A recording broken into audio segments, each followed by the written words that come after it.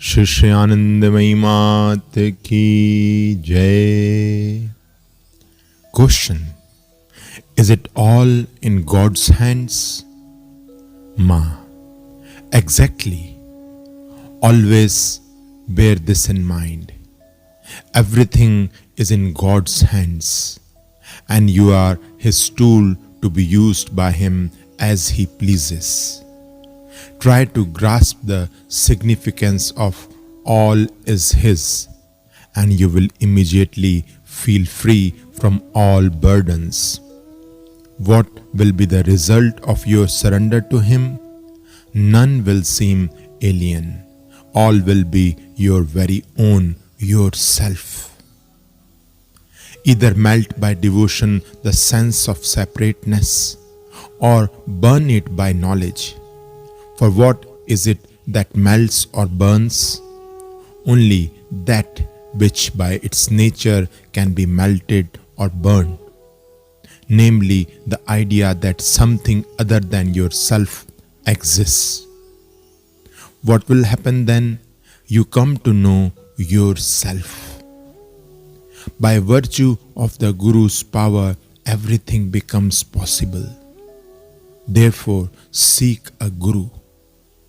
Meanwhile, since all names are His name, all forms His form, select one of them and keep it with you as your constant companion. At the same time, He is also nameless and formless. For the Supreme, it is possible to be everything and yet nothing. So long as you have not found a Guru, adhere to the name or form of Him that appeals to you most, and ceaselessly pray that He may reveal Himself to you as the Sadguru. In very truth, the Guru dwells within, and unless you discover the inner Guru, nothing can be achieved.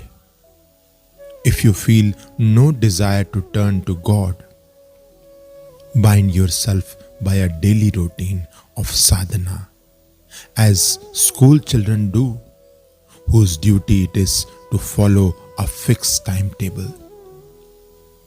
When prayer does not spontaneously flow from your heart, ask yourself, why do I find pleasure in the fleeting things of this world?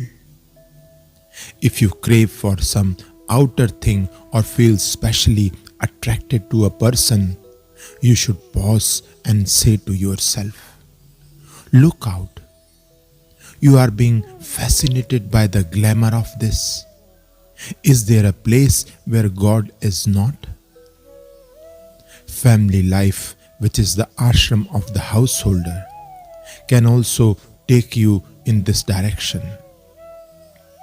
provided it is accepted as an ashram. Lived in this spirit, it helps man to progress towards self-realization. Nevertheless, if you hanker after anything such as name, fame, or position, God will bestow it on you, but you will not feel satisfied. The kingdom of God is a whole, and unless you are admitted to the whole of it, you cannot remain content. He grants you just a little, only to keep your discontent alive. For without discontent, there can be no progress. You, a scion of the immortal, can never become reconciled to the realm of death. Neither does God allow you to remain in it. He Himself kindles the sense of want in you by granting you a small thing, only to whet your appetite for a greater one. This is His method by which He urges you on. The traveler on this path finds it difficult and feels troubled, but one who has eyes to see can clearly perceive that the pilgrim is advancing. The distress that is experienced burns to ashes all pleasure derived from worldly things. This is what is called tapasya. What obstructs one on the spiritual path bears within itself seeds of future suffering. Yet the heartache, the anguish over the effects of these obstructions are the beginning of an awakening to consciousness.